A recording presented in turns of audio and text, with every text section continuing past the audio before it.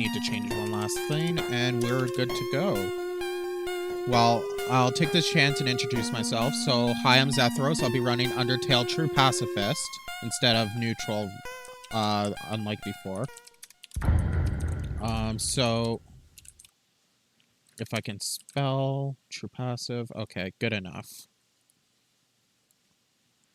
I also work a lot of the behind the scenes for the event, so that's why it's a mess right now.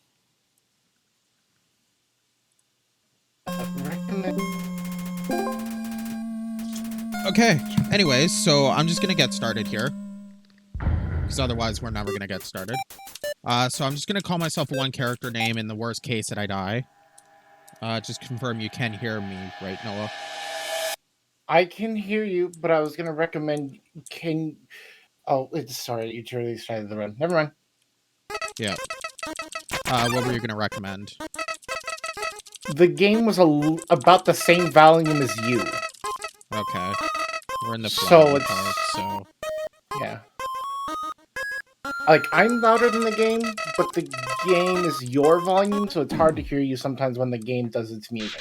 Okay, I'm turning down the game. Should be a lot better now. Yeah.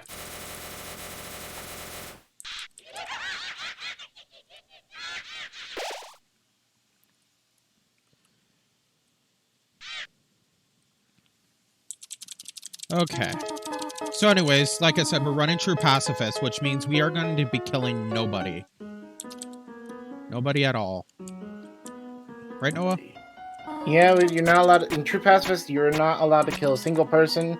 The moment you kill someone, and that is basically a reset to the run. So for people who run the neutral ending stuff, quite often, if you're doing a True Pacifist, there's several times where you have to kill someone. And that could be problematic. And it's like, oh, well, reset. So yeah. So this is the ruins. So basically, this is the tutorial of the area. We just talked to the dummy, and instead of actually talking to the dummy, we ran away. Sorry, Mom. And now she's gonna walk us through the puzzles. Or the first half of the puzzles, anyways.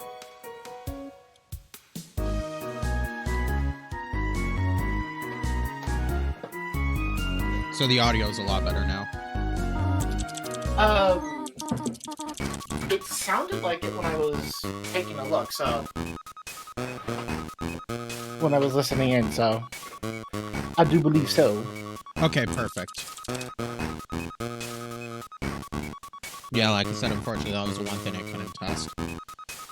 Yeah. So yeah, now we have our running sequence.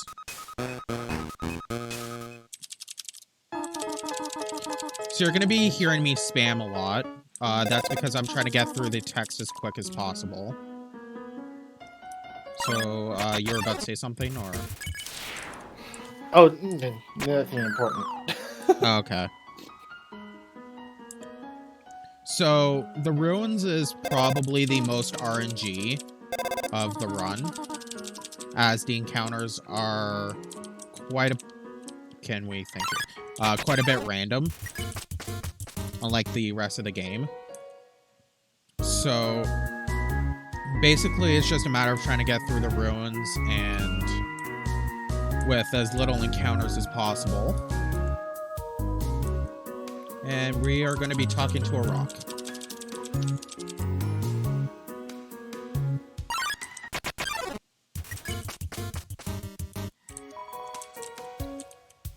So as you can see, I'm currently running away from all the encounters. There are 1 or 2 encounters where I can just instantly spare, which is a little bit quicker.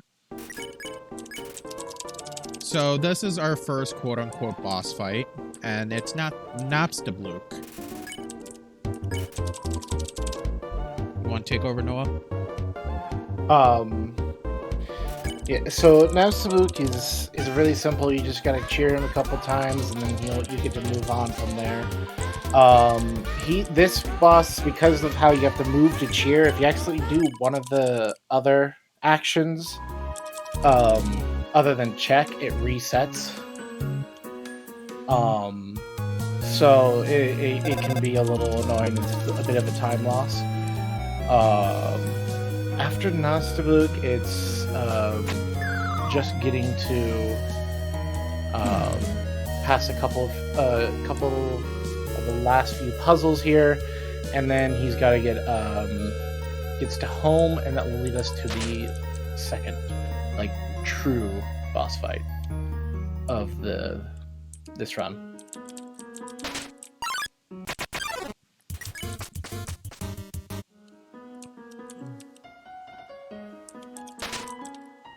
Yeah, next time I have free time, I need to turn down the game in my headset. I can barely hear you again. Oh boy. And I feel like you've been getting really bad RNG, because there's been a lot of encounters so far with all the creatures. So yeah, now we're at the home. Toriel's going to bring us to our room, and we are going to go instantly to bed. And this is where I take the opportunity to turn down the game. So now we're going to go speak to Mom, and we are going to ask her very politely to leave. Or for us to leave. And I hit one too many. Uh-oh.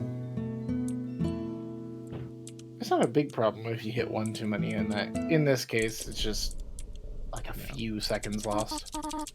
So now that we've brought up that we want to leave, Mom is trying to stop us from leaving by going to the door before us. And she's going to pull the classic Mom move of stand in front of the door. So because we're doing True Pacifist, we're going to be sparing all the bosses. I say all the bosses when we only really fight like 2. Spare or ignore. Now you're going to notice that I'm going to be running into some attacks on purpose. And that's because as soon as you get hit, it ends that turn. There's a certain amount of cycles that you have to go through in the Toriel fight in order for her to finally let you spare her. So that's why he's trying to use certain attacks to just quickly get to the animation, so it counts as a single action. And now she's gonna cry.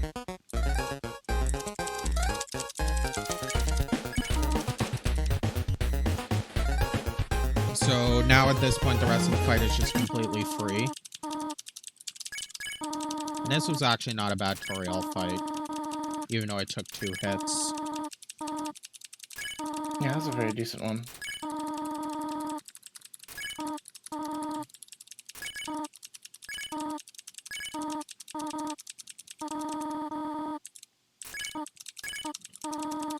So a lot of this game is... actually, I'll say that later. So... We should wait to talk about the more technical part of things when you get to the technical part of things.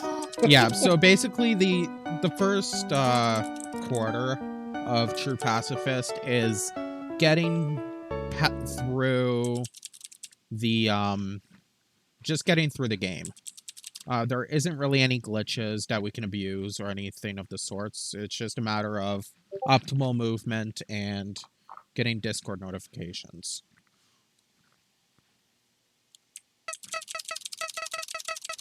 So, you know, Undertale with Discord notifications. Undertale Discord %? Yep.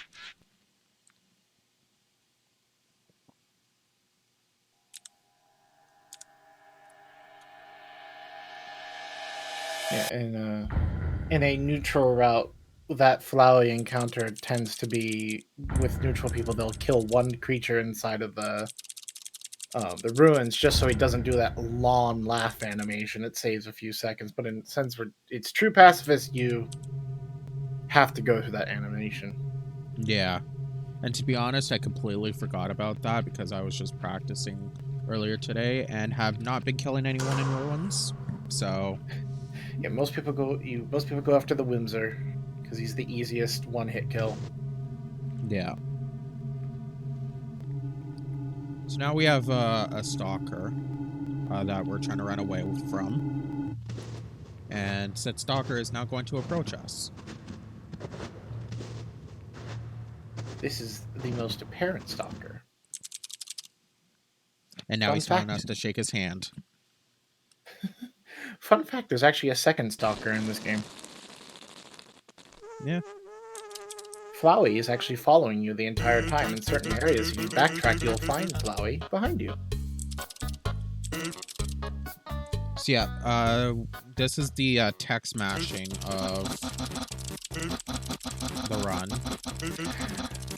Oh boy.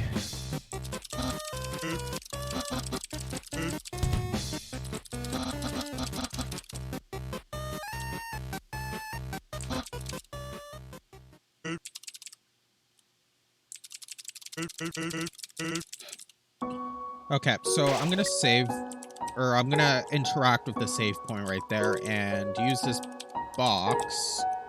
I interact with the save to fully heal myself, because every time you hit a save, you heal. And then I'm also taking out the tough glove from the box, because I'm going to be equipping that, because right now I currently have a stick equipped. And the stick is the most important item in this area.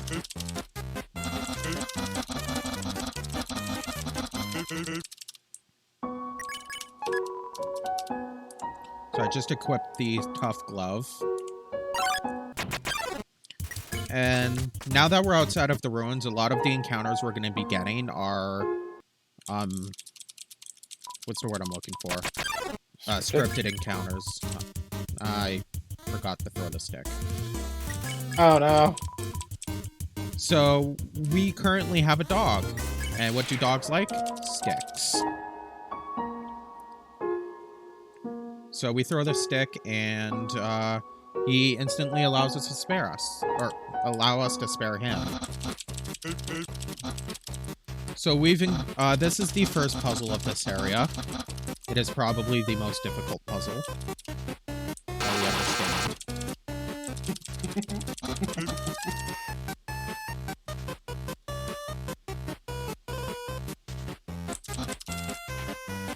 Yep, it's extremely difficult. Very difficult. I honestly don't know the path by heart.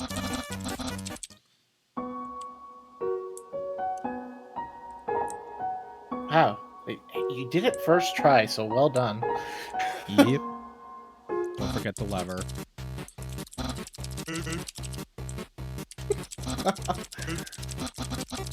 You don't know how many times I forgot the lever in practice. I saw you forget it. You'd think it'd be once. No. Pull the lever. Of course pull you. the lever, you can't go. So that is a dog that we ignore. Unfortunately. I really want to pet that dog. Can I pet that dog? Oh, would you look at that? It's the Grim Dogs. Yeah, this is where the stick is so important because there's so many dogs in this path.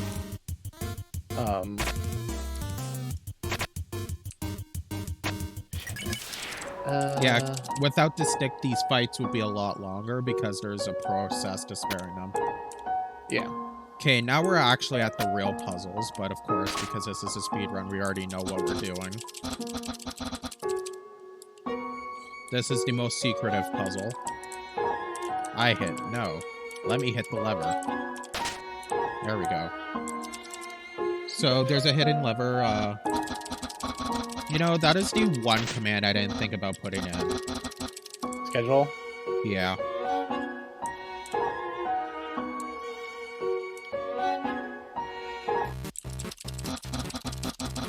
See, Nath, it's literally this Undertale and then your Hollow Knight, and that's the schedule.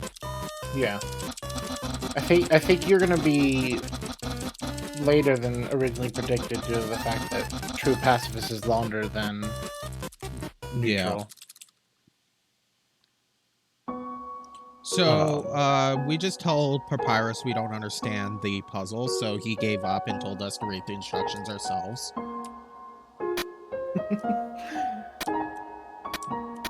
It just lets you bypass the puzzle completely.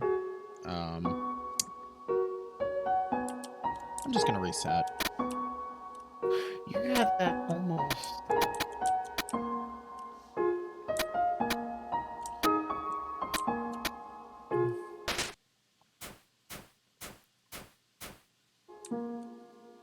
What will it be? A snowman? A house?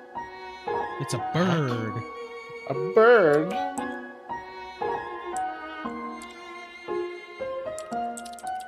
How lovely. Now, either this dog will be a really good boy or a really bad boy. Which one will he be on marathon? Always during the marathon, it's bad. Boy. Yep. You don't swing your spear at me. Bad boy. But thanks for the kiss. The most optimal move is where he's just sitting there sleeping on the ground. You can cancel the attack immediately. By running into him. Yep. Most time save is that one. Just now Papyrus is debating on letting us try this puzzle. Which, I don't know the point of this puzzle. I think it's just going to be a bridge of death. Yeah. Hidden camera. So, welcome to Snowden. We're gonna be here for a while. Specifically on this side of Snowden.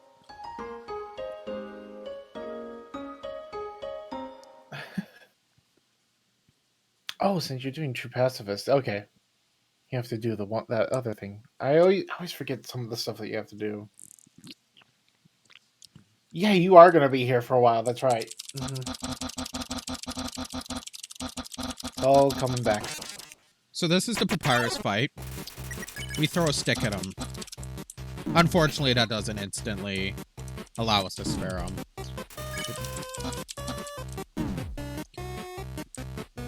So as you can see, I am kind of running into the attacks. I'm not going to play the, oh, I'm so bad game. Honestly, that trope's been played too many times, even by myself.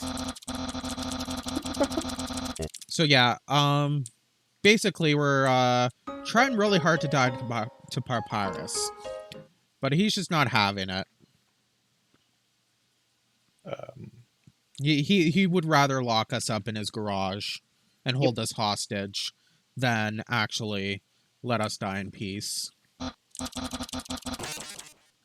And on top of that, the reason why you also want to get hit there is because if you're able to finish getting hit a certain amount of times in 3 goes, it skips the introduction to getting Blue Heart, so you don't have to deal with all the text for Blue Heart. That or you just keep throwing the stick. Yeah. Which is what I opt to do. I got stuck on the bone for a second. It's always that one damn bone. I mean, I get stuck on the rock, one of the rocks when I'm trying to go to the last dog, so... I'm pretty sure everyone does. So now, literally at this point, we hold right for the entire fight.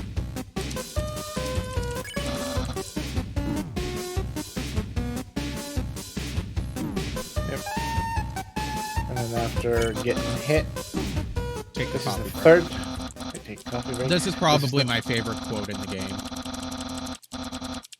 That is wrong, grammatically wrong, because the correct form would be not as persistent as persistent as this.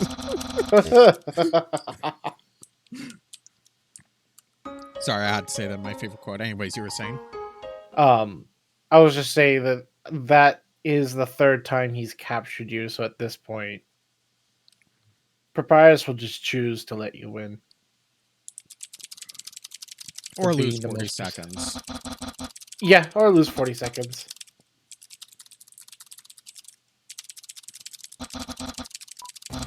So we tell Papyrus we want to be friends.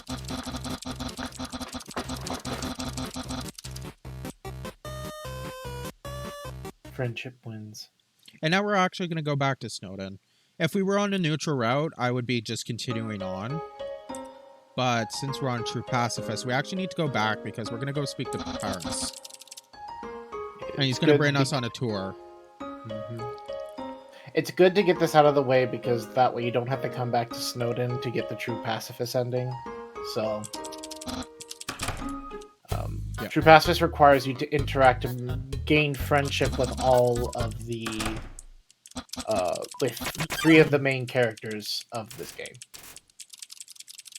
Papyrus is one of them. So now he's going to read a book and tell us how we're supposed to be doing this.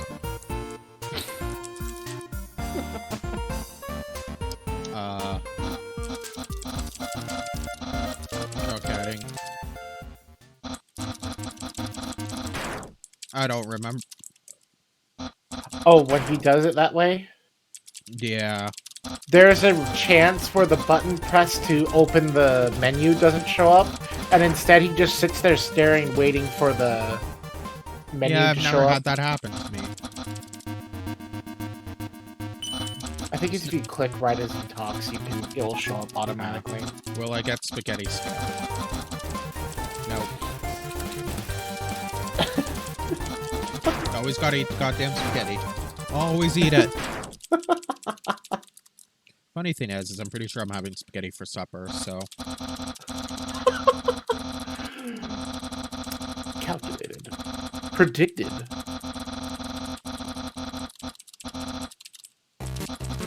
And now we're gonna get friend zoned. Or we just got friend zoned. Spaghetti. Spaghetti! Mom, spaghetti! Papyrus does love his spaghetti. It's everywhere. Don't worry, we're not fighting Papyrus again. So anyways, now we move on. The next area, and this is getting very close to where the technical and The fun stuff. yeah, where all the glitches start to come into play. Honestly, I'm not even going to attempt it. This one is a very difficult glitch. This is the cell phone glitch where you can skip part of the Undyne cutscene, but it requires you to quickly open your menu and then double tap enter twice to pull the cell phone up before the exclamation mark can come into play. It's very difficult, very frame perfect to skip. Yeah, I've only done it like 4 times in practice, not once in a run.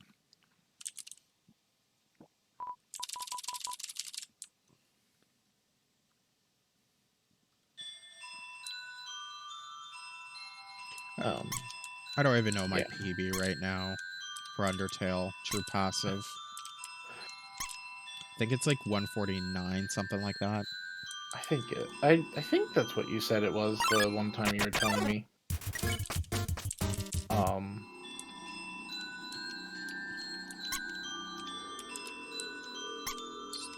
That was...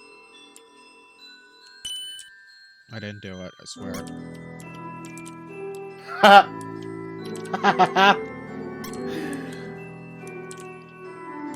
So there's...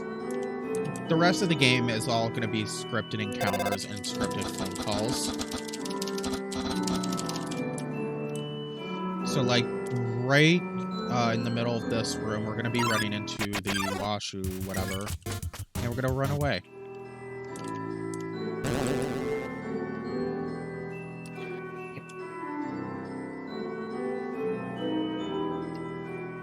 Yeah, the Undertale has like a minimum requirement encounter rate, so there's always certain rooms guaranteed encounters if you're moving quickly through the game. Yeah, I'm dying. That's the person who's attacking us right now. This one scares us, and I am there apparently.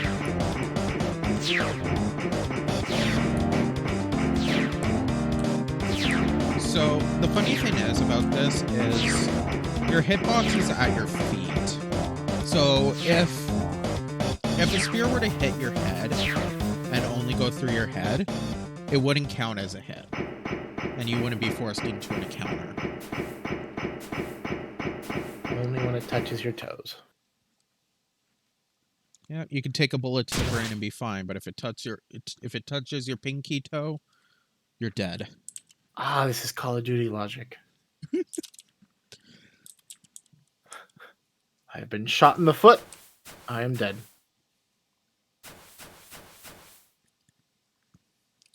And this is our second encounter with Monster Kid. Good old Monster Kid. Okay, and this is where the game begins to break. Ooh. So I'm gonna buy some ice cream. But Matt, why would you do that? Sure, let's buy 3. Why not? Might as well grab the third one. So Really fucking. the item that I just grabbed a million of is okay. Punch card, stick, ice cream, pie. Because I have to do Muffet fight. So the item we just picked up is the most broken item in the game. No. It is the punch card. So the main glitch in the game, phone call, then encounter. The main glitch in the game is called punch card exploit, and there is 3 different forms of the punch card exploit. We are going to see 2 of the forms, as I'm not even going to attempt the third one. The 2 that he'll be doing is the. I didn't safety save. Oh. I'm not even going to. I'm not risking it. I soft blocked here on my practice run. Yeah, that is very much reasonable. If you do not have a safety save before this, it is very dangerous. So, one of the exploits here is as the cutscene it begins, if you have the text box open for the punch card, it will actually allow you to move during these cutscenes, and just you can walk away, and it saves some time. But the problem is that if you mess it up, you will get soft locked, and you will have to restart the run. Or as just you go can see right here. Yeah.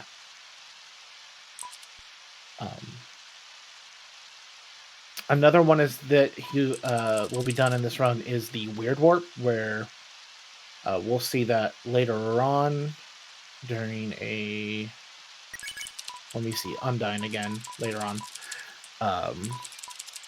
Yeah, that's when I first started doing the weird warp. This room is pretty funny. So if you hold the up and down key while holding right, you walk a lot faster. Yeah, this room, it's because of the fact that most of the rooms in this game have this little top-down view, and since that's like a one-dimensional plane, your speed doesn't go down when you go up and to the right or left at the same time. It just adds. So in that room, it just seems to make you go hyper fast. 2, 3, 4, 5, 6, 7, 8. So I just skipped. I'm supposed to be standing still right there in a cutscene, but I just skipped that with the punch card exploit, or also PCE for short. The PCE. For those who like to think of technical terms, it is basically there's like a true or false statement in this game that tells you whether you can move or not. And by opening that punch card, you set it to your true that you cannot move. But then the cutscene also tries to set it to true, which sets it back to false, allowing you to move during cutscenes.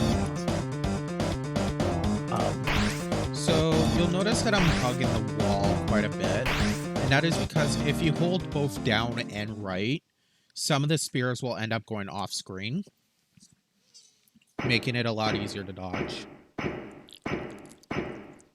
Yeah, they tend to go in a direction. They tend to show up in the direction you are moving.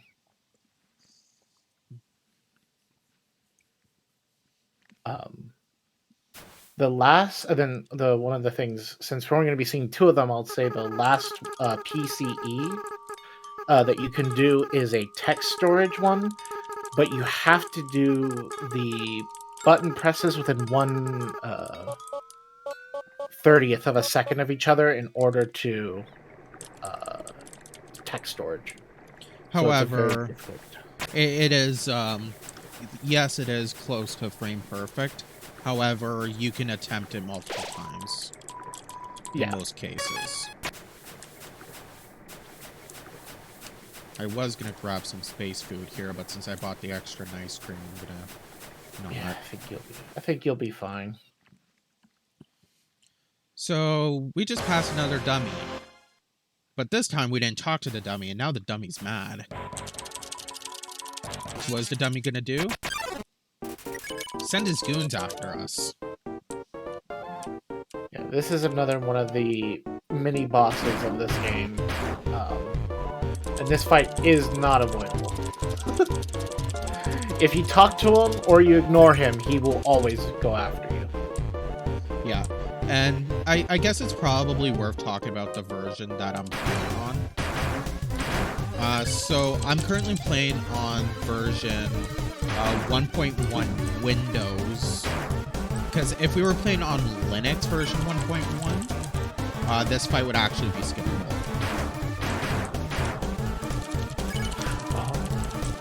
Yeah, there's a skip for Linux. Yeah, I forgot that that's the case. Yeah.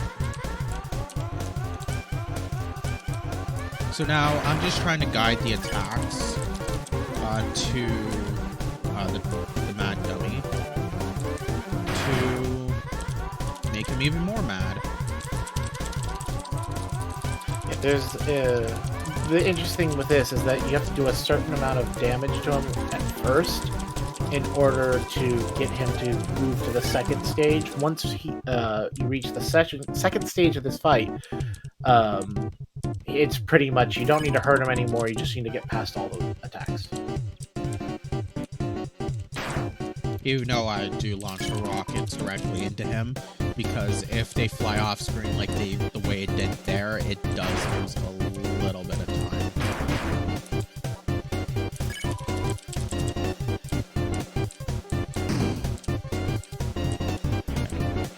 Let's not. Ooh.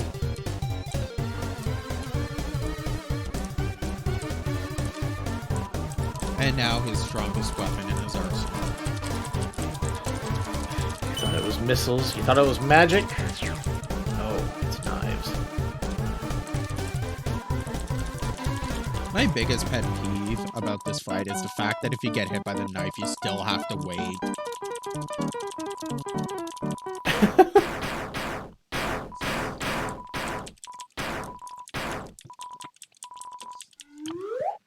So now there's some acid rain. But is it rain? Or is it an Nastabluke?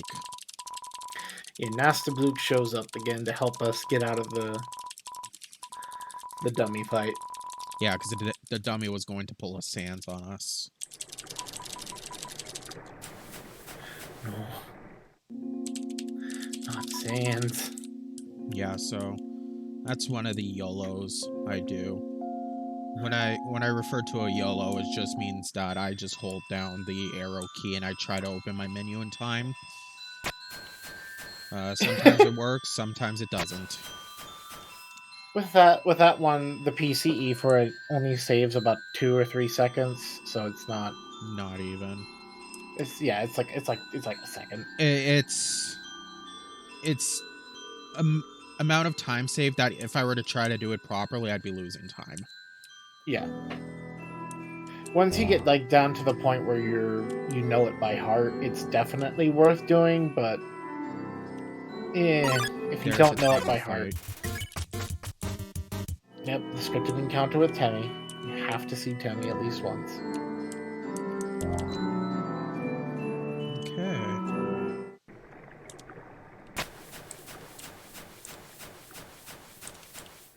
Ooh, this room.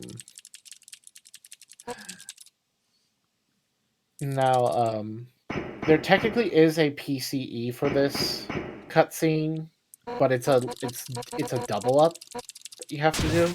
It's like a double text storage or something. Yeah, it's a double text storage, and it only really saves about 2 or 3 seconds. It's pretty easy to demonstrate how much time it saves. So the time save is from here, like right now, to about now. Yeah, So about 5 seconds. Yeah. There's a better and more and a much easier to do time save that you can do if you attempt a weird warp, which That's a weird warp, by the way. that's a weird warp. Where basically, weird warp is while you're in that that weird when you're doing the transitions, it tries to reset all of your things to false, and if it has something that doesn't make sense, the game will try to teleport you to the starting point of a room. That's what weird warp does, and every room has a different starting point. So certain rooms have a really good starting point, and that's why weird warping is a good idea if you want to save time, but it also has a chance to soft lock you, So this is the first major skip of the run. So we are skipping most of the Undying fight. Unfortunately, we are forced to fight Undying once. Okay, I need to remember to pour water on my head. yes. Basically, using the weird warp ensures that Undying can only get you when you go to the next screen. And then if you stop right as the welcome sign hits, the W part of it hits you, Papyrus will call you at the right moment when Undying has not began moving yet, which will allow you to only get attacked once. So you're going to notice that I'm actually purposely taking damage here. And that is for a skip that's going to come up in a little bit.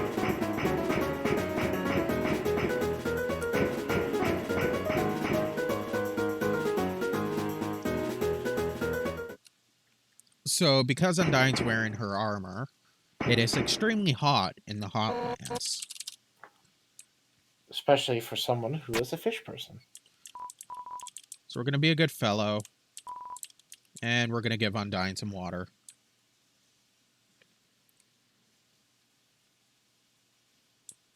Yeah, and this is necessary. Otherwise, if you don't give the water to Undying now, Undying will die. And there goes your true pacifist run. And that's 38 minutes. With the current time, that'd be 38 minutes down the drain. Yeah, so unfortunately I cannot save here because, like I mentioned earlier, if I save, it heals me to full, and I need to be at 6 HP. So, And this next frame.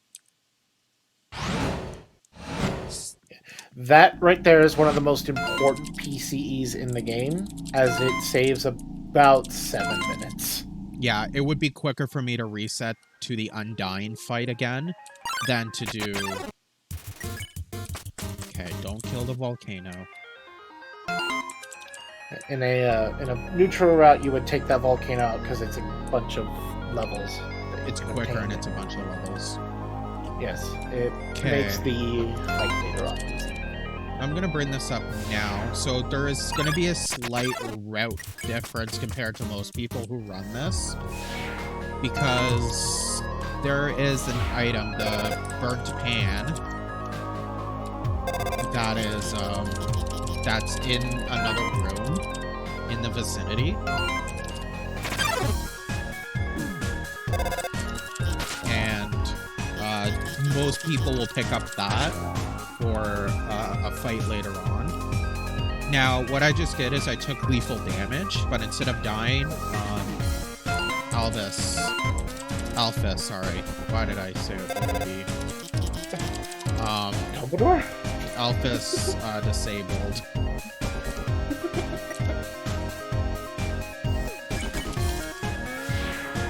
I did good. Not the end of the world.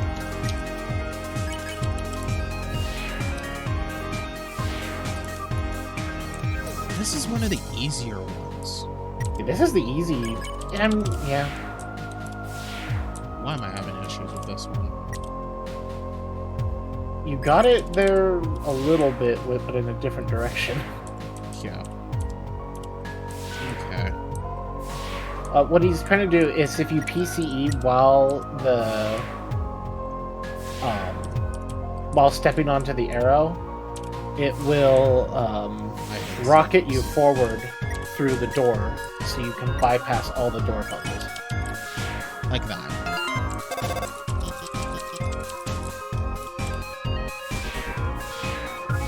Now I'm gonna do this in stone way. 1, 2. Yeah, this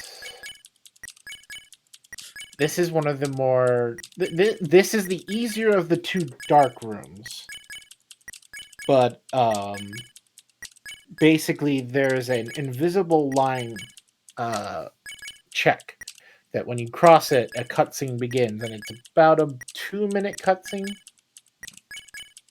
Come on, there it is. Yeah, by PCE, you can bypass the first part of the cutscene. To get past this entire interaction, you have to do a text storage. I think it's like a text storage into a PCE. Yeah, it's a text storage into a PCE, so it's very difficult. So I kind of do half the skip, where I just skip the first part and I do the rocket part.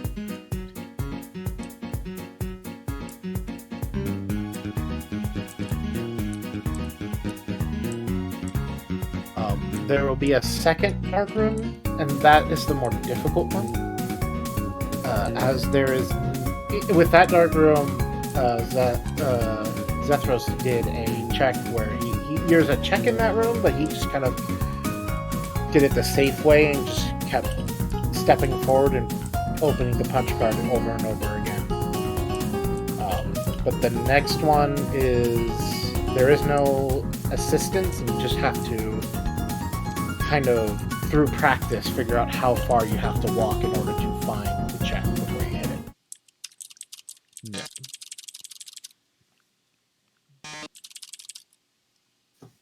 So yeah, that was the vegan soul.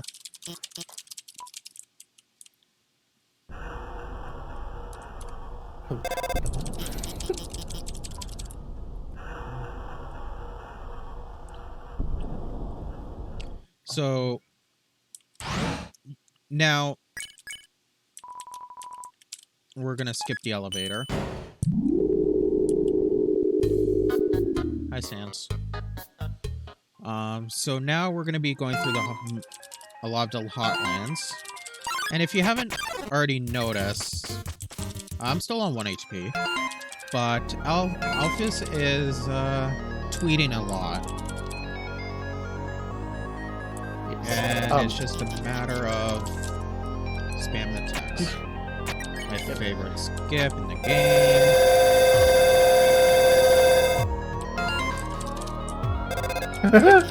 Before you say anything else, there was a donation for $30 by the Towner, and they said, 1K is only the beginning. Get your donations in for this amazing cause. So thank you.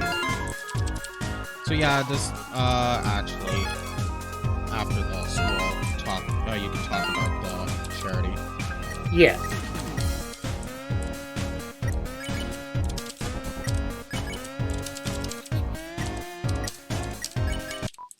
So some of these, you'll notice that I don't even open the punch card. I just move. And that is, okay, 1, 2, 3, 4, 5, 6.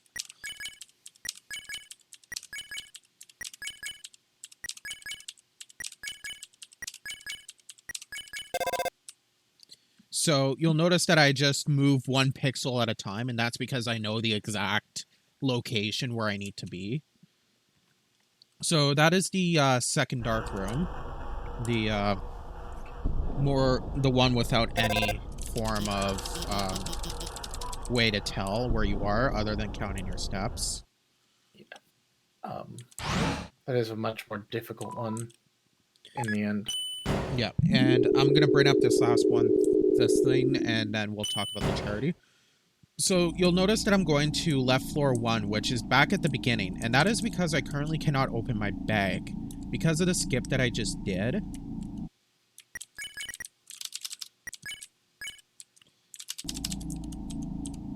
I honestly shouldn't have done that in case I soft blocked.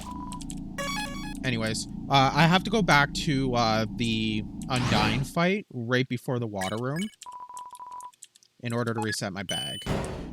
So anyways, you should have a few moments there. Okay.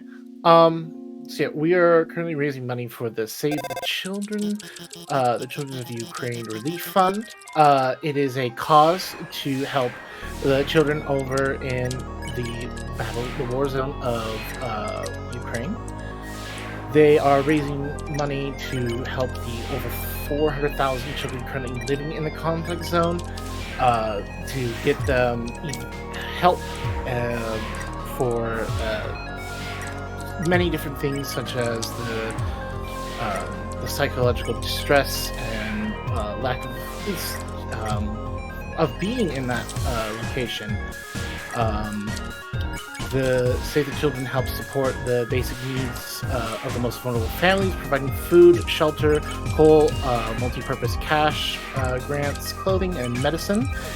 They also provide children with caregivers affected by the conflict, with community centers and mobile outreach teams where they can receive additional psychological support. So it is a good cause, and any support that you can give is welcome, but just being here and helping out and just watching, getting us out there helps a lot. So thank you everyone for being here.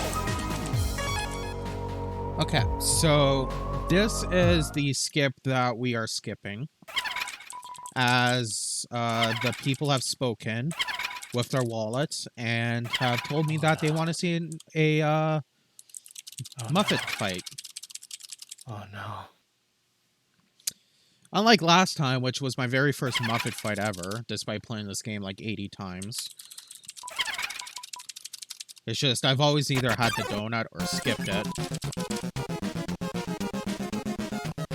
And this is my favorite song in the game. I could listen to this for hours.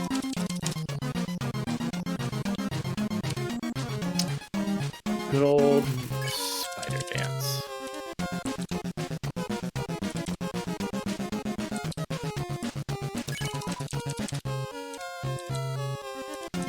So we are bound to this grid, and we have to dodge the attacks that's also on the grid, on the most part. This is a very unique heart type. It is actually I believe this is the only time this heart type shows up in the game. Yep. So this fight is in 3 phases. We have the easy phase, the medium phase, and the hard phase. And they're all separated with this kind of chase sequence.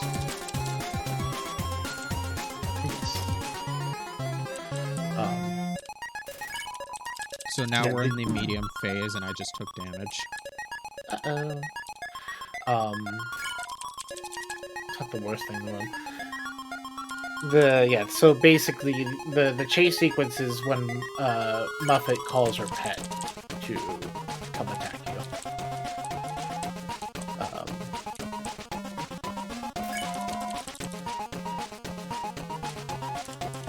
I can't remember. I think there's like a very slight variation to the like which attacks come in what order at times. Not from what I can tell. Okay. The only variation I can see is this part. Okay. Do not rip my punch card. But no, I definitely don't want to rip my punch card.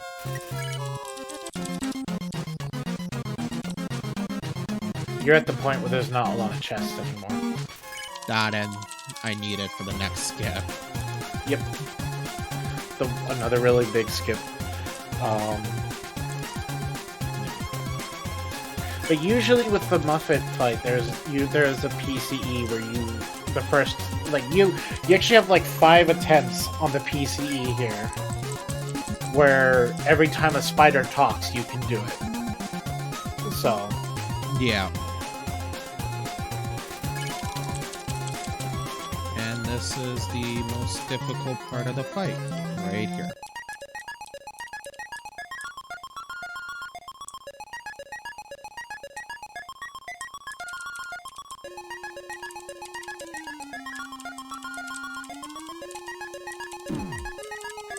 Honestly, I could just somewhat spam. And now she gets a telegram. And we can spare. So that's the Muffet fight. Ta-da! ta-da! Okay.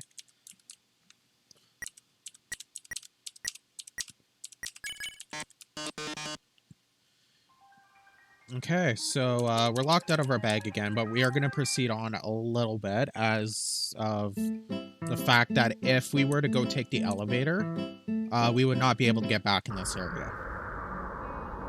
So we actually need to come up to this part right here and get this phone call. And now we're actually going to turn back because now the elevator on the right here will be accessible from the other elevators. Yes. Basically, you need to have a certain story progression check to ensure that you don't get another encounter with Metaton.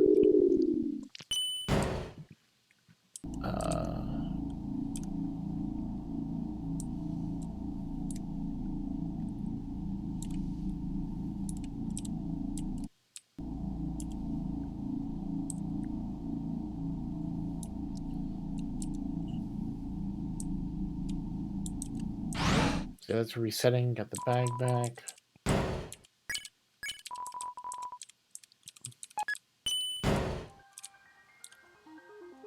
And let's attempt to go the right way. You just want to go talk to the fire buddy, that's all you gotta do. Yeah. So I'm actually not going to safety save here because I'm not even concerned at all. Because worst case scenario, I end up having to fight these guys here and that's it.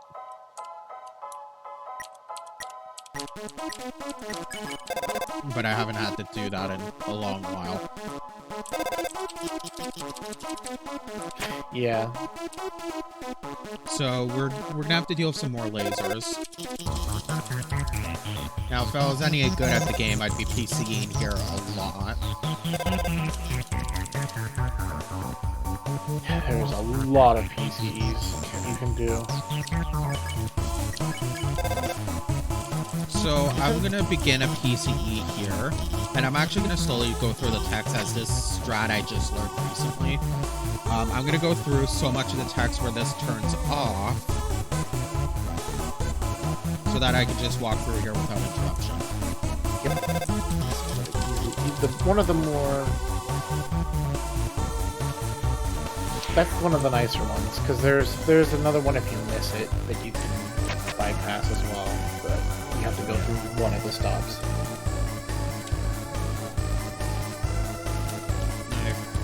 I forgot how I do this. Okay.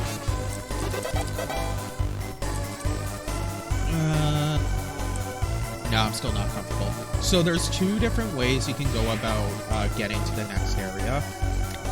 So if I was good enough at doing warps, I would actually be going backwards, back to the beginning of this area where the elevator door was, as that elevator door is now unlocked. But I am not that good at PCEs yet, so I'm just going to take the walk of shame. Yes. Okay, let's not mess this up. Now, if I was in neutral, I would be attempting to PCE this. But we are not in neutral, so I actually do need to speak to Alphys, because if I don't let her speak, Metaton doesn't go away. And I have learned this the hard way in a run. Yeah, you need Metaton to go away. On top of that, because if you don't let Metaton go away, you will not be able to progress into True Pacifist, because you have to go through this cutscene once more, and then you have to fight Asgore again. Yeah. So that is the most important elevator skip. Otherwise, we'd be sitting there for a good 10 seconds.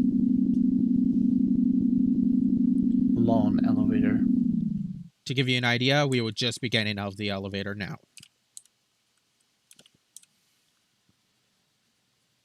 Okay, so we have a bit of downtime, so if we have any donations or if you want to talk about the charity. Let me take a look.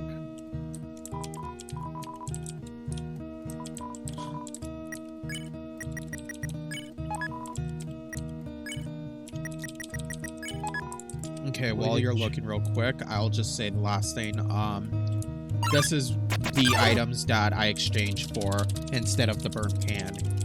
It takes a little bit longer, but it's a little bit safer. And the locket really helps for defense. Yeah. Yeah, we do not have any new donations that I can tell at the moment. It's also a little bit harder for me to double check because I have to keep reloading the page every time. Why is it not working for you? You never gave me access to this one. You should be a part of the team. I think it just sometimes it just doesn't like me going in there. Let me see. There we go. I can get in there now. It took a very long time just for me to be able to go in here. Here we are. Now I can see all of them. They didn't want me to go in there originally. Now I'm in there. Yeah, there is a lot of downtime here because this is where this is where talks about the past and the history of what happened in the game. This is the lore dump section.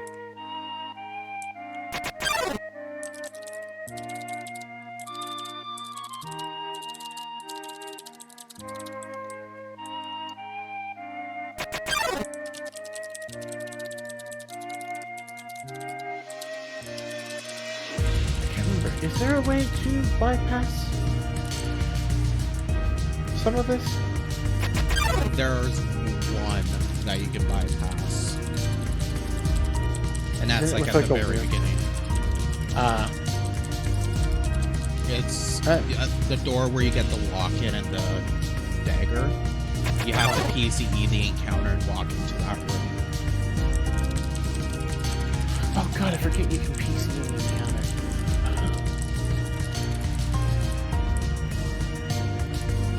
Yeah.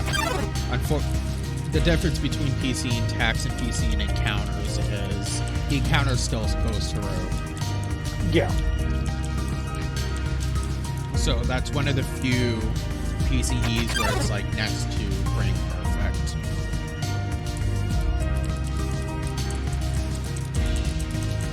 Yeah, I just couldn't remember if there was any weird warps that you bypass some of those, but No, the weird warps just move you further in the room.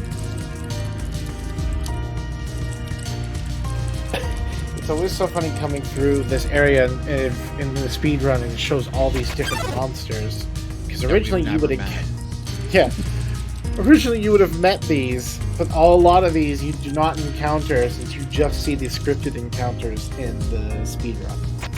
Yeah. Like the first ones are like, oh yeah, we've seen all of them. And they get later on, just like, who are you? And a lot of these are to do with like different encounters where you just bypass, or that they're rare encounters, so they don't show up very often.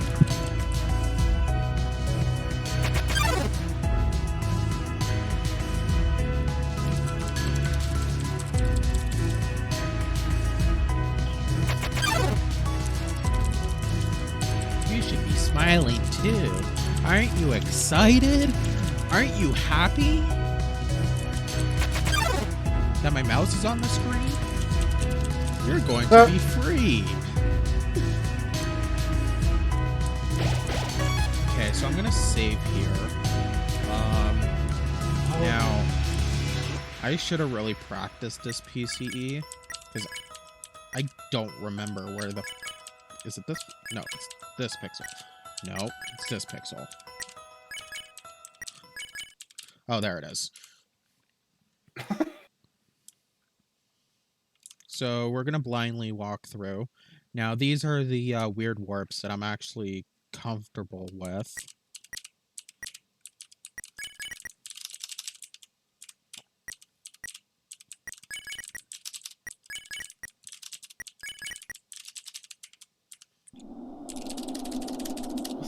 Okay, so I'm gonna ask a huge favor from the audience.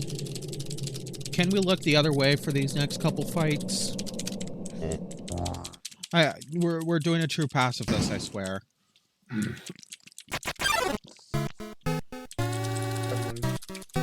It's just time for us to pass judgment. Do we let Asgore live or die? Die!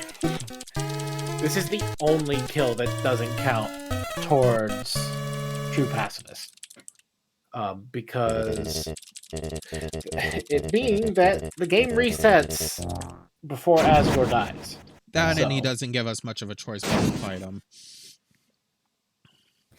Yeah, this is the there is an option to spare, but it takes longer. Yeah, the spare option is you have to wait. You actually have to beat him to the point where he's almost, or where you would technically kill him.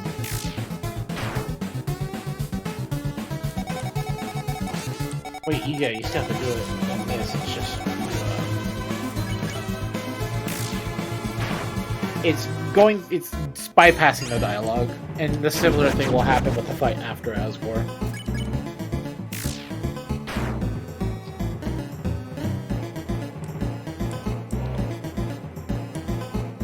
Use this fight to see if I can prove my theory true.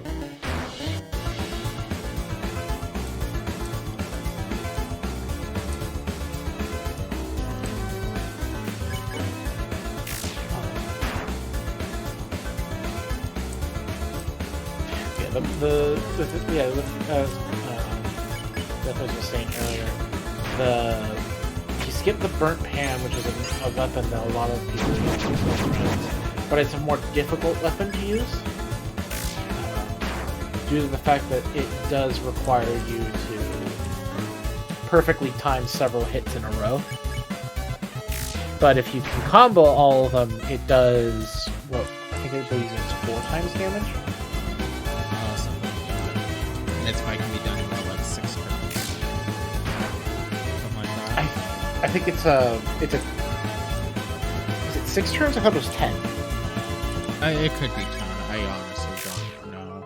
Because standard, like with the Worn Dagger, I believe it's a 20 round counter. Oh no, who's counting? I don't know. I haven't been counting. If this was actually, if you're, there's one of the, in the debug mode, it actually would show you in the top right corner how many rounds have passed.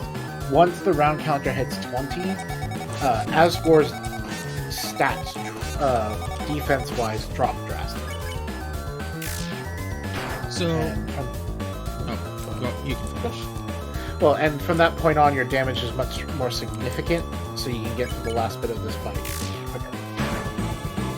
Okay, so you'll notice that even though I'm at 5 HP, I'm still going to continue, and I spammed a little too much. Because you'll notice, now that I panicked, I took a hit. I'm at 1 HP. Asgore will not kill you unless you're at 1 HP. So, it gives me a little bit of leeway. And you just ate the butterscotch pie, which reduces the attack and defense value. So now Asgore will only do 4 damage.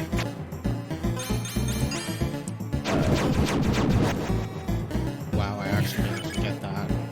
It really looked like I didn't move in that one orange. That was very impressive.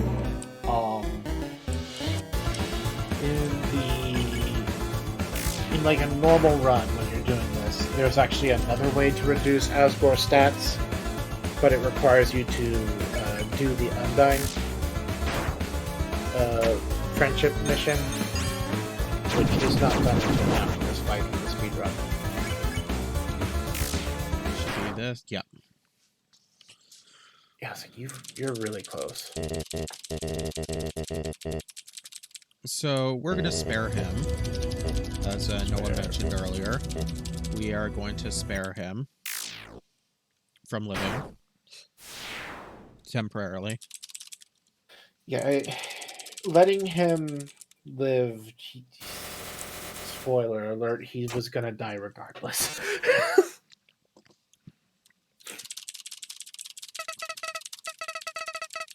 Because basically what it comes down to is... hold on, I'm trying to time something. So Flowey actually closes the game there. So I was just timing reopening the game.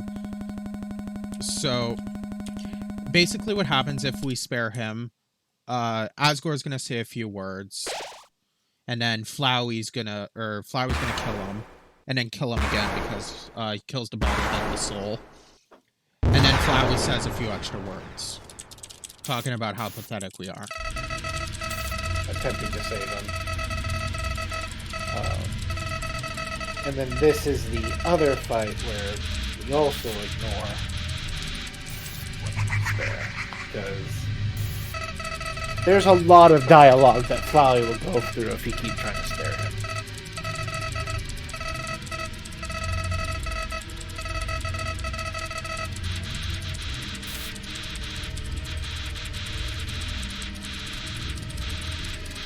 And this is going to be the one boss fight that stands out from all the rest. Boss fight, you mean auto-scroller? Yeah. It seems like all fights involving Flowey is just an auto-scroller. Basically.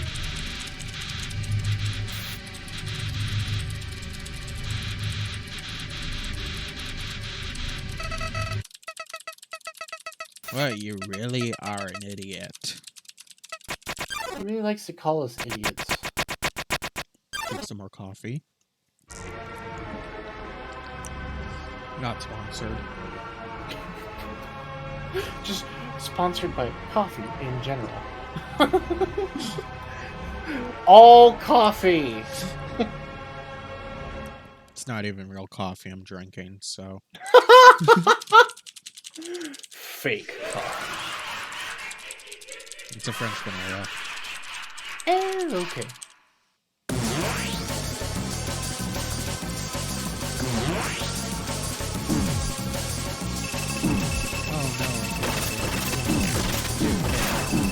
Oh no! Those were not aware of how the Flowey fight works. It is split into multiple stages. You basically have to get past a few waves of attacks, and then a soul comes in. Oh no, left or right? Let's guess right. Fuck yeah. And the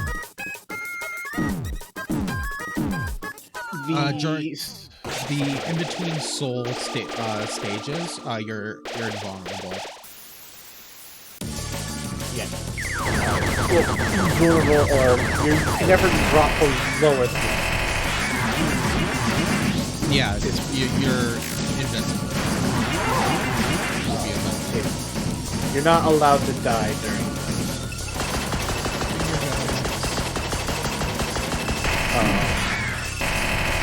So it's generally just making sure you survive during the assault of Flowey, and then once you get into the soul, you just kind of wait for the act button to show up. Okay, in this stage, I do try to avoid taking too much damage, because if I can, I'll try to heal the full. Yeah, this one... The daggers is the easiest one to get. Is it not? Is it the shoes? The A. Yep. Yep. He's safe stating. Yeah. Sponsored by Fake Coffee. Oh,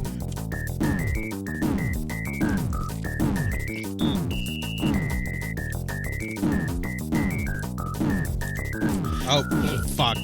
I missed the aspect. I wasn't paying attention. Uh-oh. It's quicker for me to die there than to... Yep.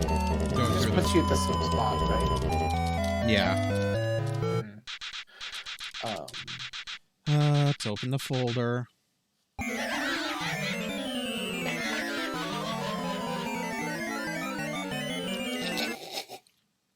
It's worth showing that off. At least once. Yeah. Now he save stated, run invalid. Oh boy. Reasons why not to drink fake coffee during the speedrun. You missed the act. Sometimes when he gets to the point where he starts doing the save stating, it's actually a little bit easier to avoid his attacks because he doesn't send out the more chaotic ones. At least at first. Don't miss the act button. Yeah. Because basically what would have happened is if I would have just continued on, he would have went through the other soul. And it would be really cool. So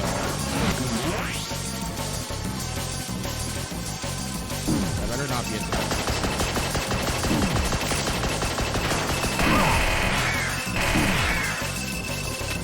So yes, I did call this a glorified. You can still die, but it is hard to die if you at least know somewhat what you're doing. Left or right.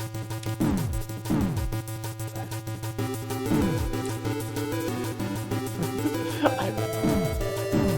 It is hard if you went out. That's right.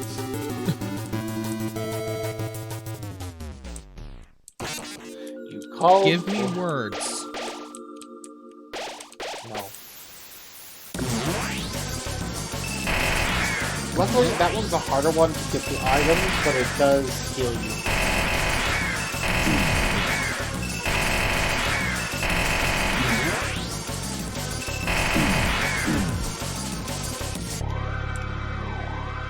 So the easiest one to heal off of.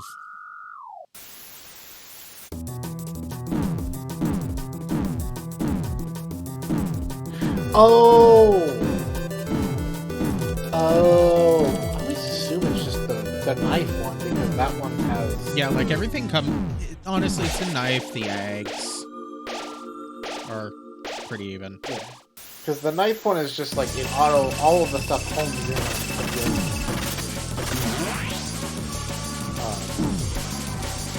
feel like the words in the gun more skippable ones.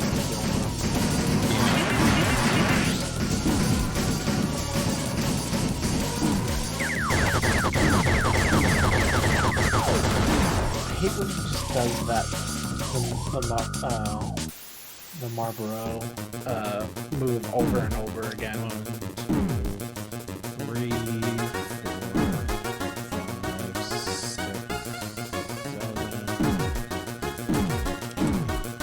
And I'm not even going to attempt to heal here. To this. Is it? Oh, right. As you just get a free heal. Yep. After you get the 6th soul, it's a free heal. Yep. Hope. Hope. What wasn't there a run where you kept trying to dodge the hope over and over again? That's normally what I do. I didn't feel like doing it this time. And now for some reason, Flowey's in slow motion. He's intimidated by the hope. I don't like hope. No hope.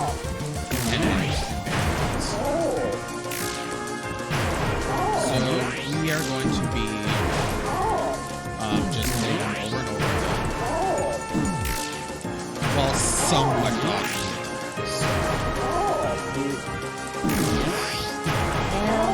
Get killed here. But as long as you dodge some of the attacks, the heal should keep you alive. Like attacks like this one.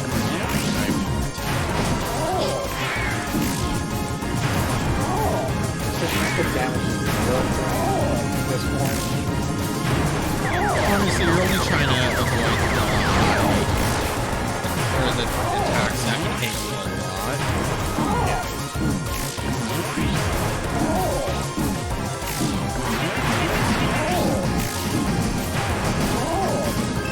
Invincibility in the front.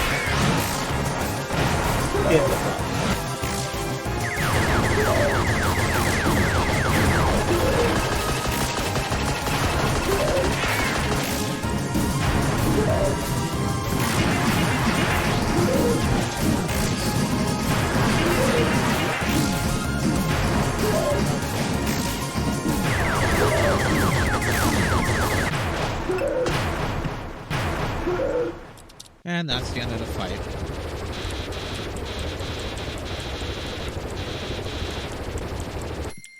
Psych. He has save states. We fight him. File 3. Which is a little shit, because honestly, where the hell is he getting file 3? Right? He's in debug mode. Yeah, probably. So I'm going to position myself directly against these bullets.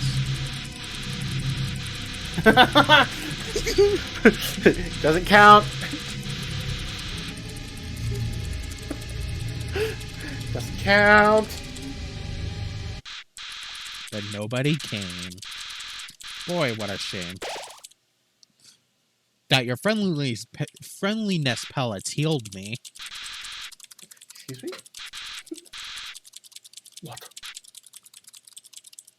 Load failed. He was caught cheating. Run invalid. Flowey's banned from the leaderboards. Yep. For using save states. Yeah, for using debug mode. Yeah, this is what they do to you when you get banned.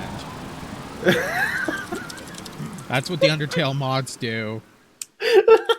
They rip you apart. And turn you back into a flower. Oh yeah, and we. I knew you. Yeah, we're a meanie and we kill the flower. Yeah. Isn't this supposed to be a true pacifist run? Shut up. These are the only 2 kills that don't count.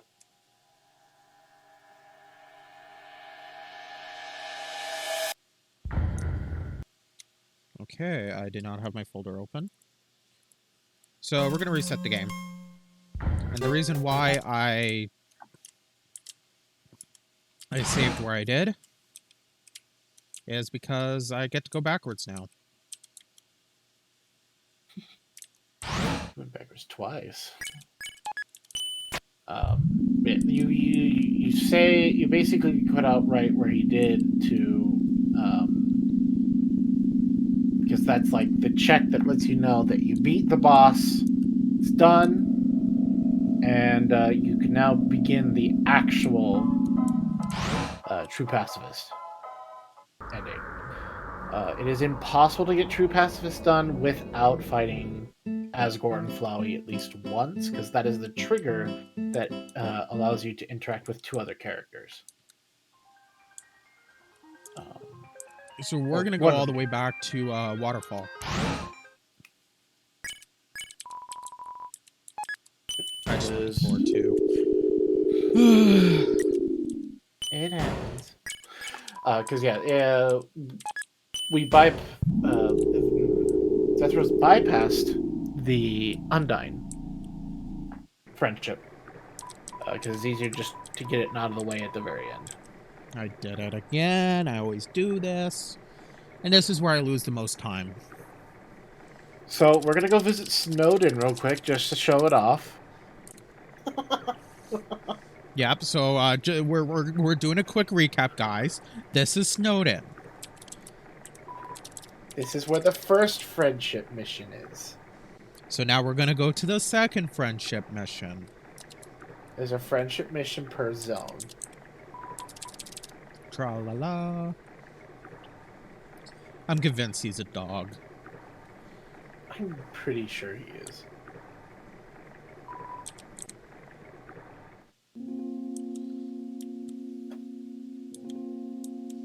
Yeah, and then there'll be one more friendship mission. And... Oh, hi, Papyrus.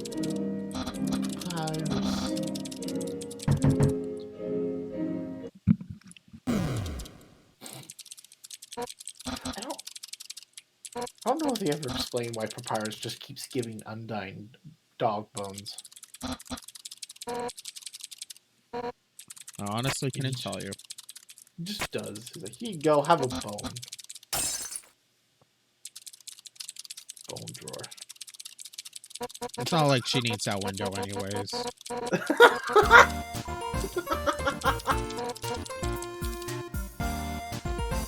So, we have options for drink.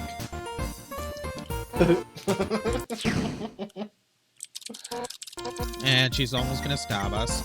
We are gonna pick the tea. Unlike me, I'm drinking fake coffee. We're actually gonna get tea.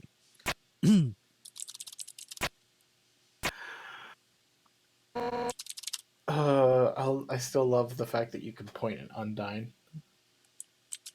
That just wastes time if you do that.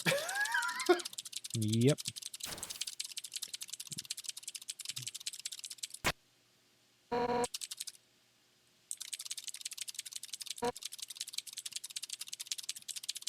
So anyways, they're gonna go through a dialogue.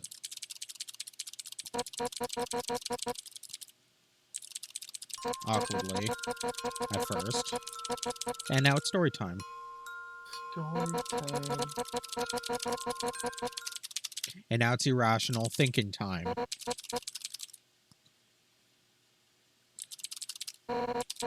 Yeah, I was saying this earlier. This is actually where you get a dialogue option with Asgore, and an act that allows you to make the fight easier is here. Undyne tells you.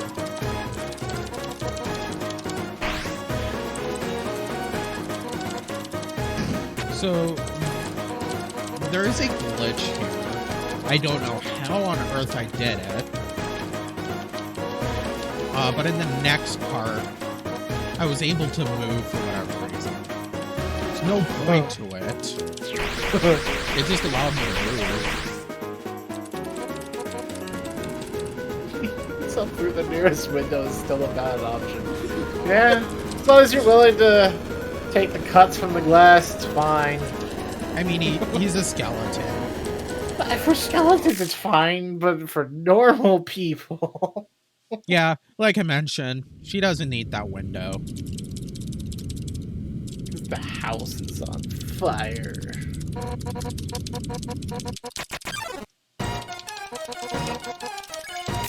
Oh yeah, that's the only legal attack we're allowed to do.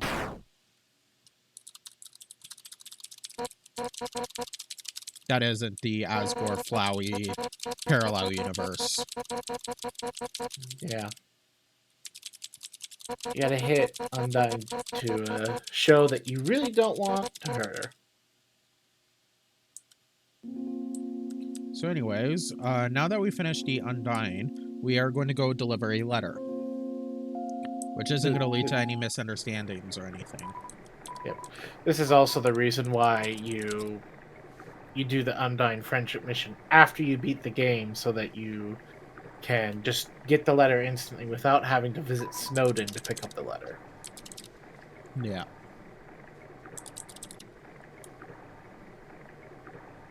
Z3thros just really likes Snowden, so we always visit it. Yes, I did it this time. I didn't go to Snowden this time. We're at Hotland.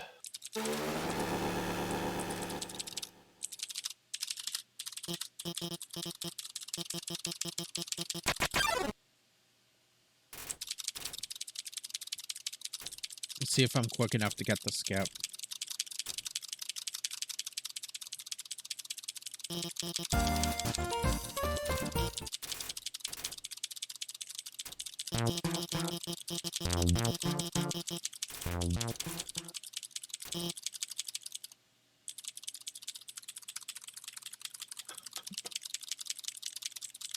I'm just gonna keep spamming. Actually, while I'm spamming, do we have any new donations or want to talk about the charity? I can talk about the charity because we do. It doesn't look like we have any new donations. No, not that I can see. So yeah, the raising the money for the Save the Children Ukraine's Save the Children's Ukraine Relief Fund. Right now, there is the poverty rates are up to more than 57% in the eastern part of eastern part of the Ukraine, and the crisis has already forced 1.5 million people from their homes. And 400,000 of that, over 400,000 of them are children. So the fund is about getting the resources needed to help bring care for the children, such as providing food, shelter, coal, clothing, and medicine to those in need, as well as getting the caregivers in community centers and mobile outreach teams where children can receive psychosocial support to ensure that their not only physical but their mental health is taken care of. So if you are able to donations are greatly appreciated. It's an amazing cause. But just being here, chatting, getting the word out, helping us spread awareness for this cause is helping a lot. So thank you everyone for being here, and thank you for those who have donated so far today.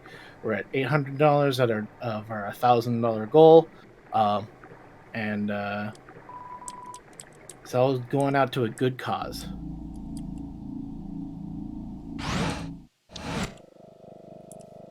So, we're about to learn the truth about Undertale. It's actually a horror game.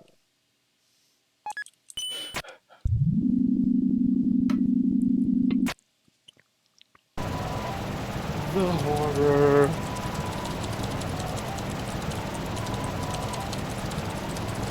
So, I'm gonna bring this up because I'm surprised it hasn't happened to me yet.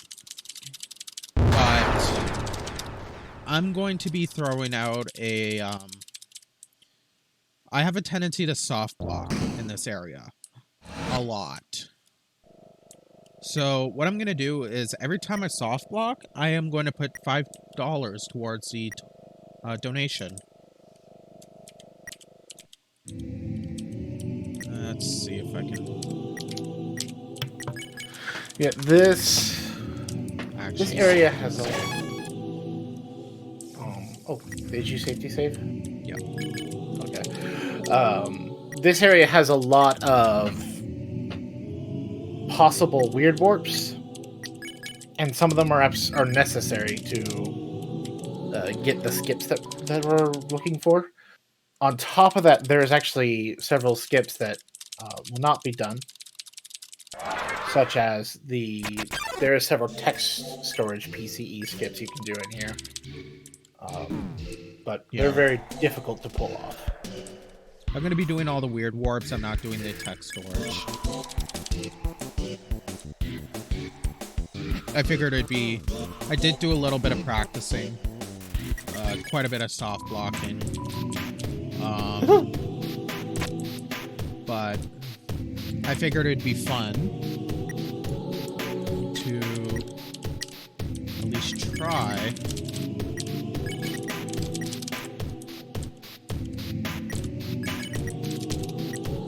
Try the weird warps. Yeah.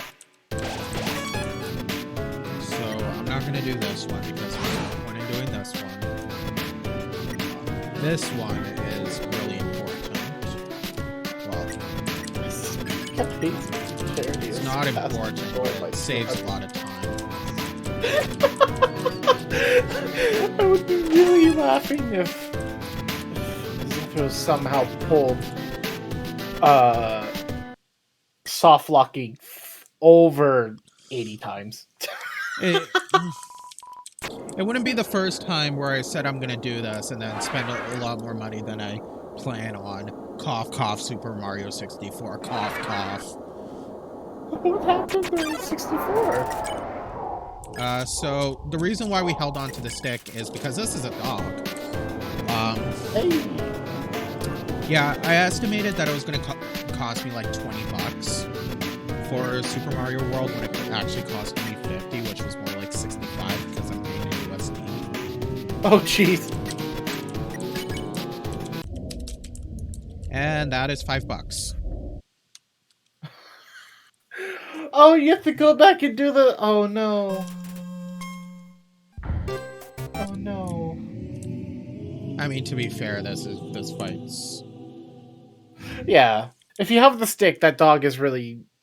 It's a doable. So. It makes it a lot easier. But without the stick, it's like, oh. Yikes. So it begins. Okay.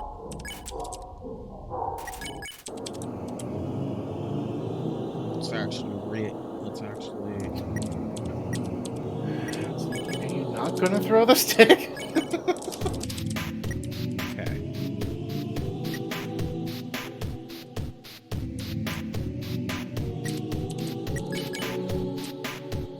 Yeah, but this area has a lot of good weird warps. That's why Z3thros is doing them. Yeah. That wasn't a hand. That was just a green star. It was a green star. Part of the reason why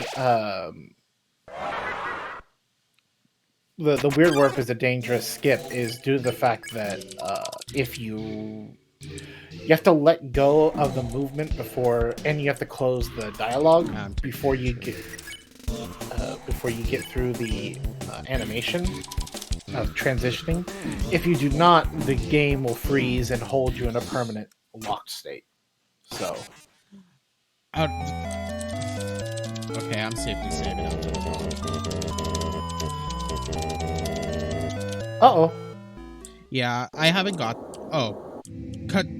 I forgot about that. There's checkpoints for deaths. Yeah, I haven't got that attack once, so I didn't get to practice it. The laser eyes? Yeah.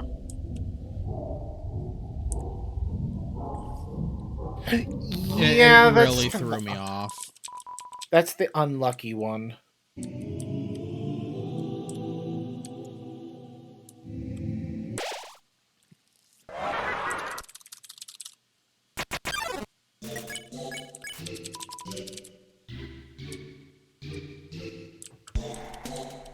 My first time doing a true pacifist, I got stuck on this fight. This teeth attack is just... like, if you're not moving, you're going to get hit.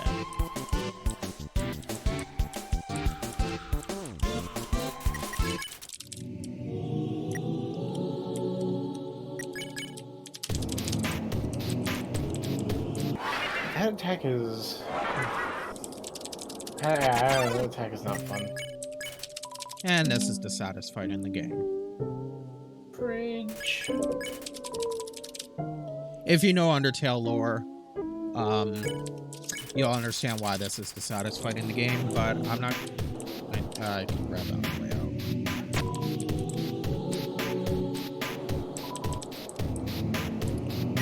But I'm not going to explain it, just in case you haven't played Undertale and wish to actually play the game.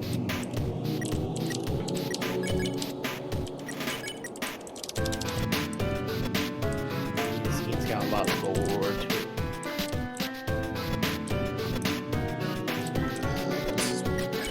Need to hit to save these. Okay, safety save. And so I mentioned about the next to frame perfect encounter skip. Yeah, this one is just free.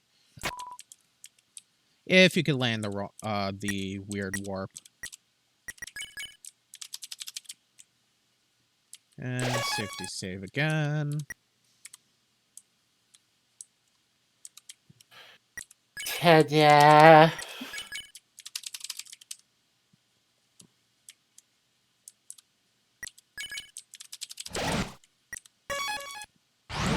So that was what, $5 I owe? Yeah, you only soft locked yourself once. Because unfortunately the weird warping here is weird.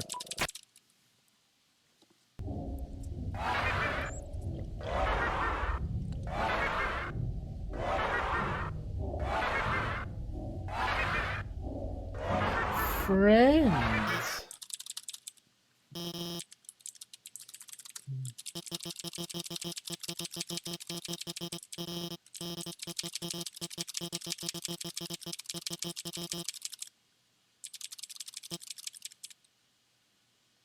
So this is where the text storage skip would come in.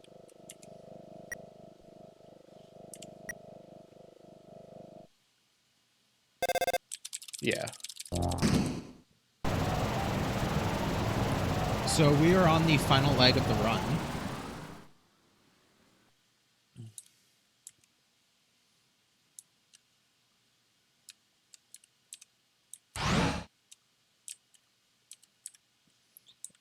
I don't think I need to skip Judgment because Judgment isn't here anymore. That's correct. Yeah, Judgment should have been, since there was no save there, Judgment is passed.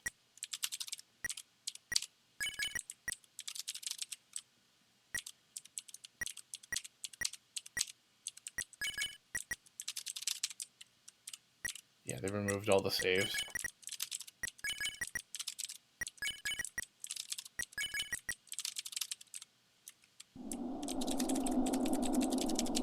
And I don't need to safety save here either. Because, yeah. Yeah. We got a big dialogue coming up here. Yep, we have to fight Asgore again. Except this is the quick Asgore fight.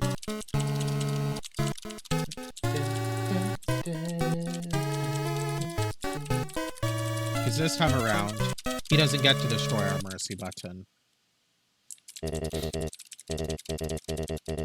You're just filled with determination. Your determination alone was enough to get Asgore here. Put your heart in the jar. I don't wanna! It's my heart! Hi, Mom. Long time no see.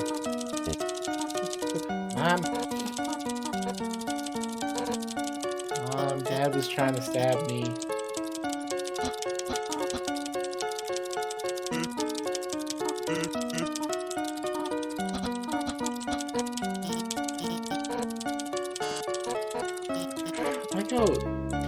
context so chummy this whole time. And... TOS, thanks, Mom.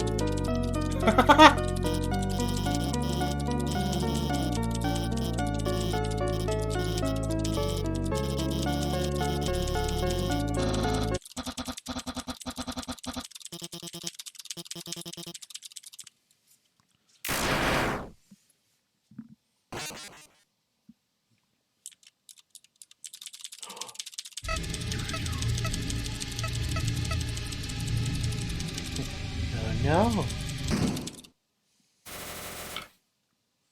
You know, to be honest, out of everyone in the game, or all the NPCs in the game who you fight, Flowey's probably, on the most part, the smartest fighter in most circumstances. But at the same time, he's a massive idiot. And I get to call him an idiot because he calls us an idiot all the time. One thing doesn't make sense here, by the way, to me. Undyne? Like, just how Undyne is just not... Just go into Undyne mode. Undyne, you're literally invincible. Yeah.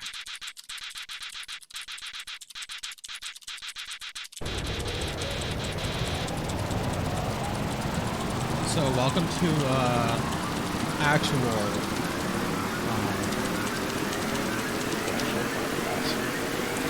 final boss of the game, and the actual auto-scroller of the game.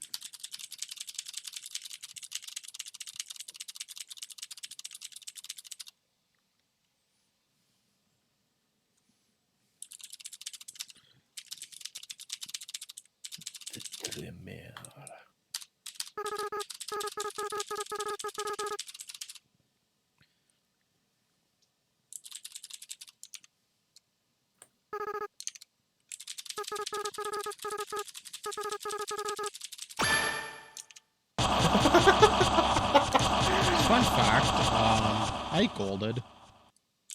You golded? Yep. So you guys are going to notice that I'm actually not going to do anything to begin with.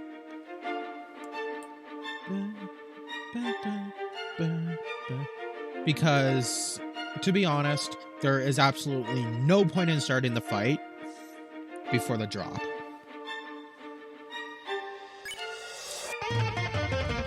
Oh, right. Because Ezreal doesn't really start to attack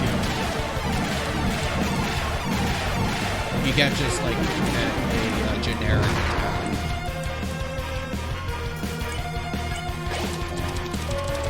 Yeah, you need to do the special attacks in order to progress this fight forward.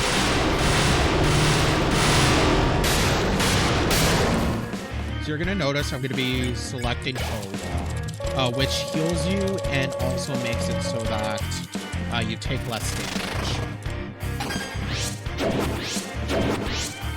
You chose Dream. Yeah, you can start with Dream, which fills your inventory with food, and then Hope heals you.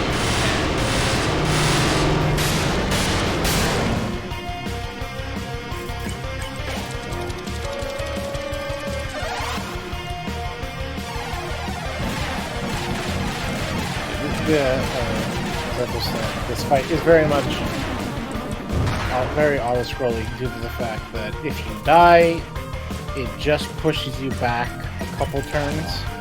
I believe you lose 4 turns aggression. You just have to do a certain amount of turns in this fight, and you will be fine.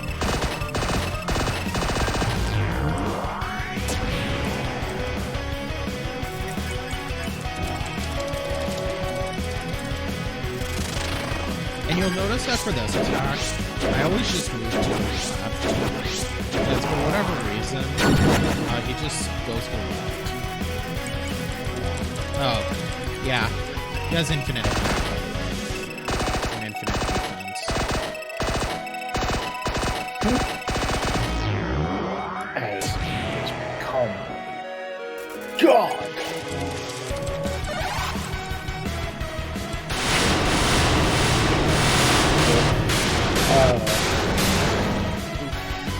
Yeah, it also reminds me of like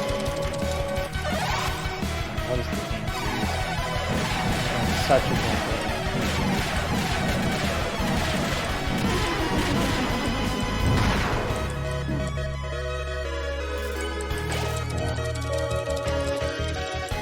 Actually, to be honest, I think doing just the beginning is pointless because of the fact that I bought an extra nice tree. I ended up filling.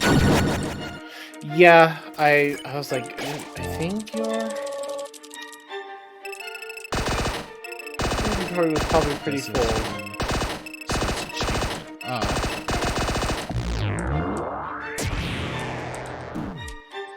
Yeah, this fight, the color scheme, what's going on in the background reminds me a lot of Earthbound.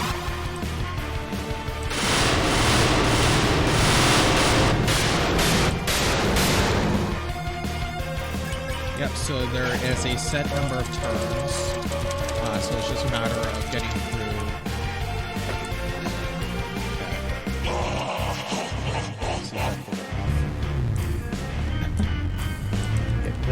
The Dremir family has a lot of all of their boss fights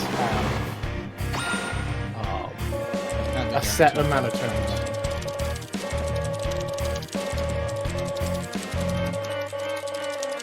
Yeah, so like I was saying, there's a guaranteed amount of turns. That is the end of phase 1. Now we're in the struggle phase, and unfortunately, I'm going to die. All we can do is struggle, so we're just going to suicide right away so I can get back to full HP, and it doesn't matter because the turn still counts.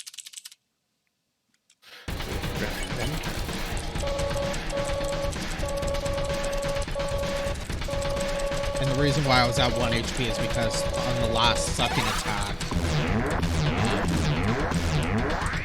I took a hit. And that instantly drops you to 1 HP.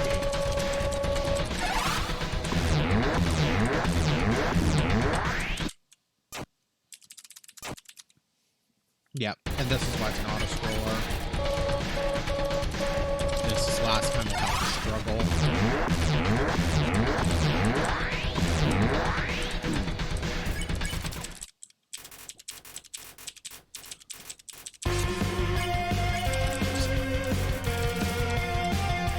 So now we start to save.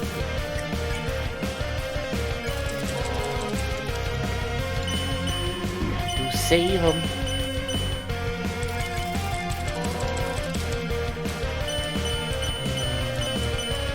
It's cooking.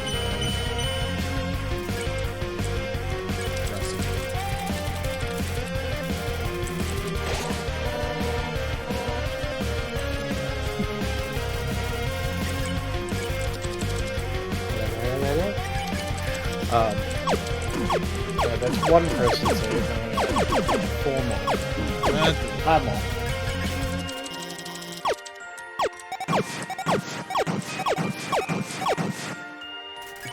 This one's quiz. Hello.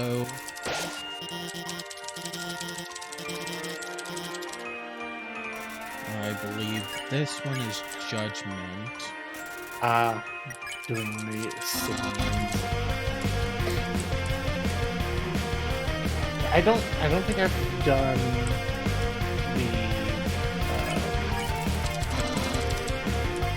the speed run for Genocide. I've seen people do the speed run for Genocide. I've never done it myself.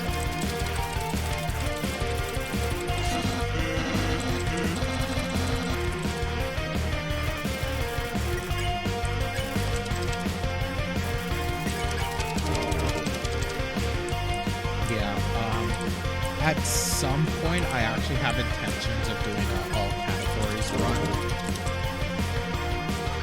But I do need to learn Genocide in order to do that. Which I am yet to actually beat Sans, because I haven't gotten that far.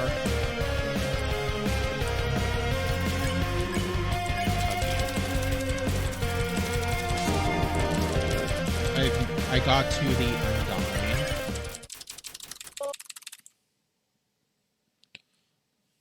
Yeah, I got to Undying, and that's where I got stuck in the Genocide. This is a sub 2-hour run.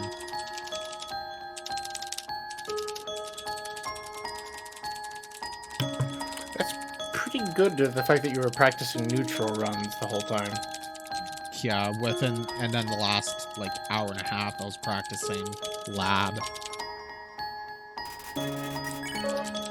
Mega read undying, yeah.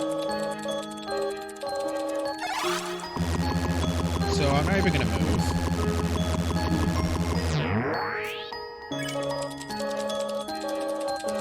So there's no point in moving.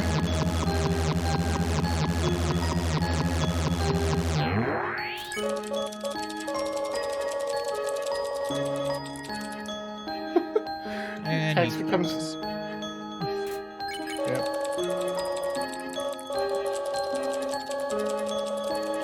I haven't done the Sans fight yet. The only reason why I went through Genocide is because I want to do the Sans fight. It looks fun.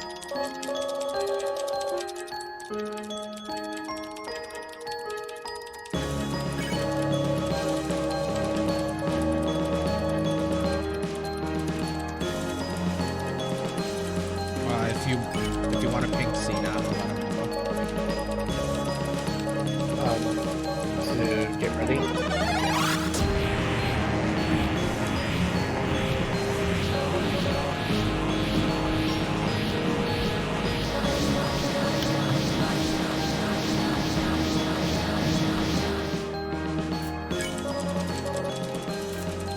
So there's about 2 minutes left.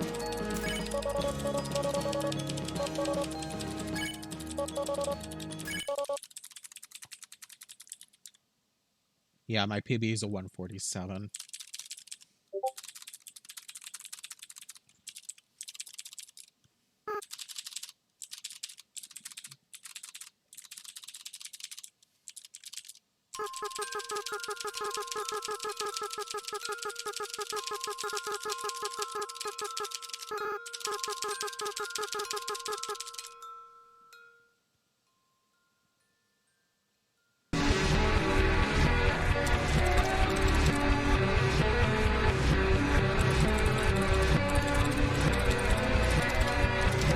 That's all good.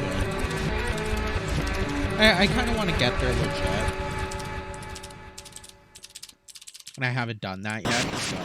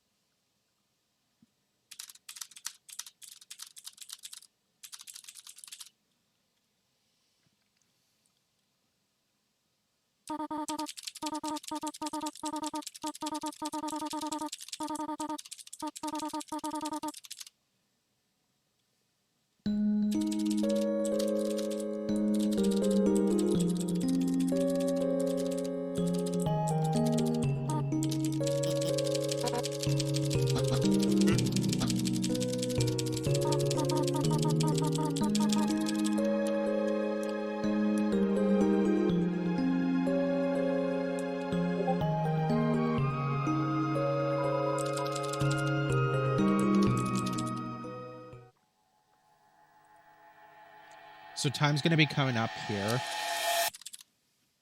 after a little bit more dialogue.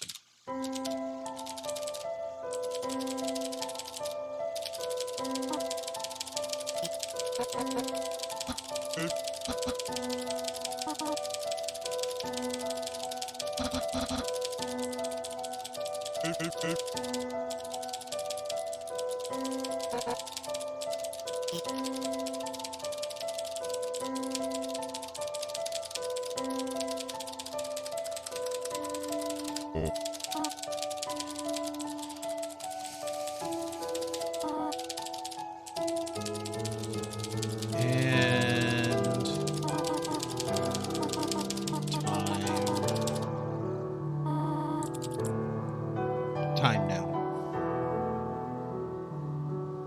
154.33.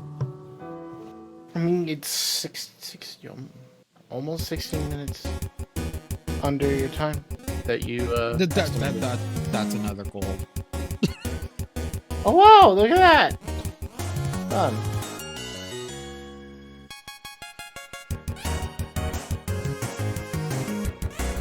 Yeah, I got 3 golds this one. Huh. So yeah, this has been Undertale. True Pacifist ending, met by the incentive.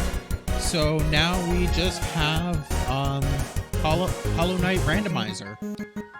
So that will be up in just a couple of moments. I hope you guys enjoy the music.